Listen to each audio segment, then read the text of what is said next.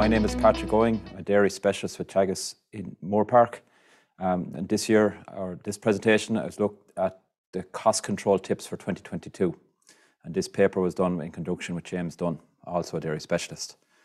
I suppose before we look forward, I think it's important to look back at the cost structure on Irish dairy farms since the abolition of quotas.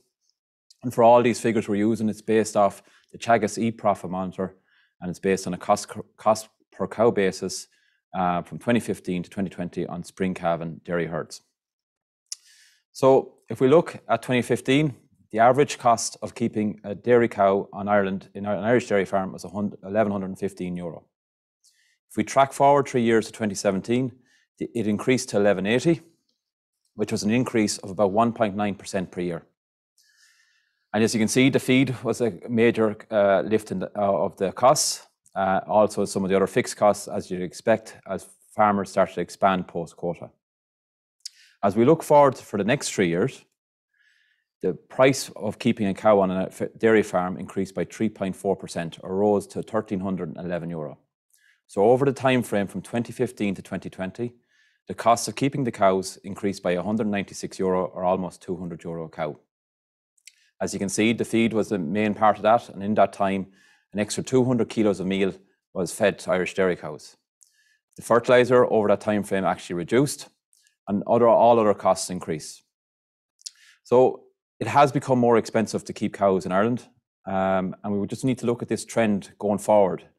And for our analysis, we wanted to predict what's going to happen in 2022. As we all know, there's going to be increased fertilizer costs and increased meal costs.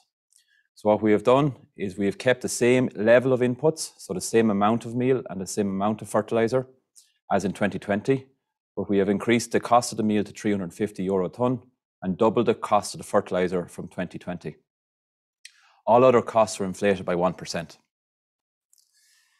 So as we project forward, as I said already, with no change in the amount of inputs on the farm, it is likely that the cost of keeping a cow will increase to €1,516, or another €200 increase. So in the time frame from 2015 to potentially to 2022, it'll cost an additional €400 a cow to keep a cow on your farms on average. Now, it's not all negative. Over the last number of years, the milk solids have improved per cow by about 40 kilos of milk solids, and also the milk price has been reasonable. And if we think about it, the extra kilos of output have more than covered the increase in costs up to now. And the extra profit came from the increase in milk price. But as we move into next year, and we're not sure where milk price will be, we have to look at all costs and make sure we plan accordingly. So for that, we looked at a couple of areas where we think we might be able to make some improvements.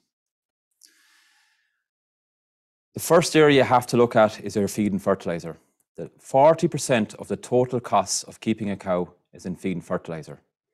So if we don't look after the big costs, we're not going to make any substantial change. A 10% reduction in all unit price costs, so if you go out and do good deals on everything, energy, as John Upton would have said in the previous talk, in insurance, in meal, in fertilizer, you'll save about €15 a cow. If you drop your feed usage by 10%, you'll save €35 a cow. That's the equivalent to about half a kilo or 0.4 of a kilo of meal per day over the lactation. We've done it before, and to do this, we need to focus again on our grazing management. And we have to use grass budgeting to achieve this. What we have seen in the past and in other figures is that people are not focusing enough on quality of grass through mid-season, and there's potential there to reduce your feed costs. Similarly, if we look at fertilizer, and fertilizer is going to be the big ticket item going into 2022, we need to reduce it and be more efficient with how we use our fertilizer. A 10% reduction in fertilizer will save you €26 a cow. And we can achieve this by moving to treated ureas and using our low emission slurry spreading.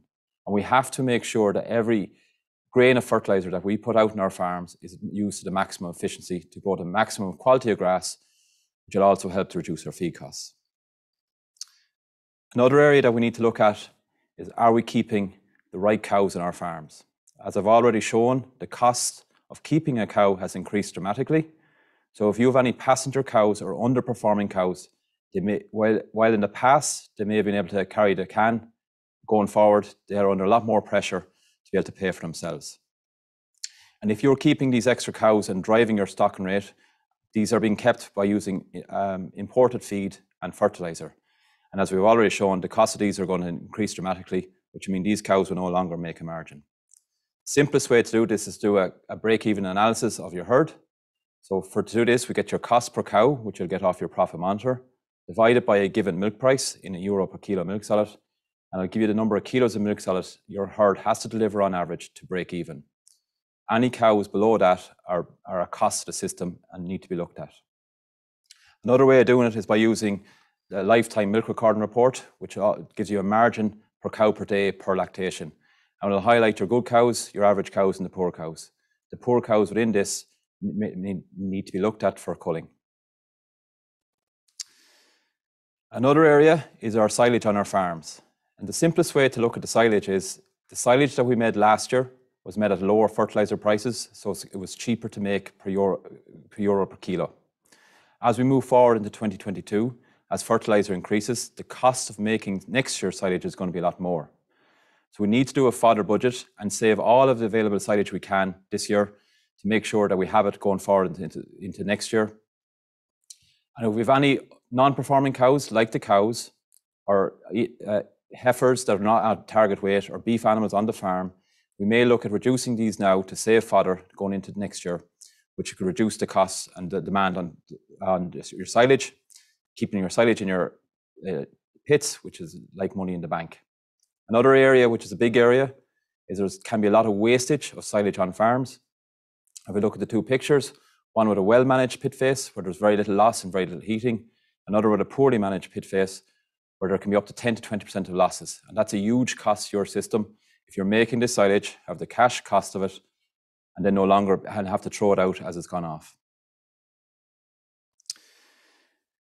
So to summarize, the cost of keeping an average cow is projected to increase by another €200 compared to 2020.